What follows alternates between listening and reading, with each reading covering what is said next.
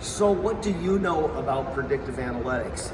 I know I have a lot to learn, but fortunately there are smart people around us. Hey, with me today we have Chris Wolniewicz. He used to work at Remax Preferred. Now he's here at Remax headquarters, and he deals with technology, trains on technology, and works with agents all over the country, helping us to better understand technology and how it makes our lives more efficient. But Chris, speak to predictive analytics. That's a word or a phrase, I should say, that's somewhat intimidating for some people, but it's really not. No, it shouldn't be. I mean, predictive analytics is kind of a fancy term we use for technology that keeps track of people's actions on the internet and then pivots and targets them with things like marketing or recommendations. It's why when you go to facebook.com, you get the ads that you get, or you're out on, maybe you're watching this video right now and an ad's going to play at the end. It's going to be something that's relevant to your interests. Right.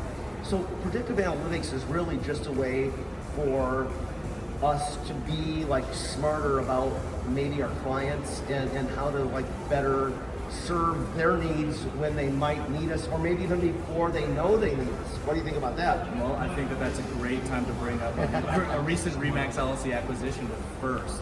Okay. First was a startup company based out of North Carolina that we recently purchased, and what they do is they take your database, they deduplicate it, they scan public records and gather in a bunch of information, and then they run over 700 to 900 different data points to determine who's likely to buy or sell in the next 12 to 16 months. So when you say database, I hear you almost assuming that all agents have one database, where in reality people have their contacts in their phone, they have Outlook, they might have Wise Agent or Top Producer. How does that all come together? Yeah, well, the thing about First that I really like is that it does it for you. Oh, beautiful. So it's an app on your phone, it scans your phone, you enter in your email addresses, give it permission, and it's ready to rock. And then what it does is it deduplicates and makes sure that the information is verified as well.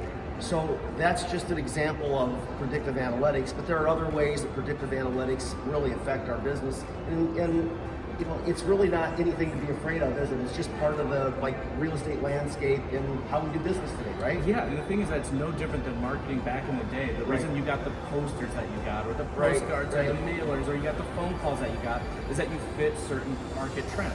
Right. And now in this world of the internet, where we can keep track of all these different places you go and things you're doing, we can take very specific marketing and follow up with you. Or with something like First, we can rank how likely you are to perform certain actions. So it's really just smart time management, really. Yeah, and the thing that here's the thing that we know: even your top producing agents are doing 70% of the transactions that are already inside of their database, contacts that they already know. Yep. And so whether we're talking about the marketing side, or First, or any kind of predictive analytics, it's really about being efficient. Fair enough. Thanks for being here, and go be more efficient.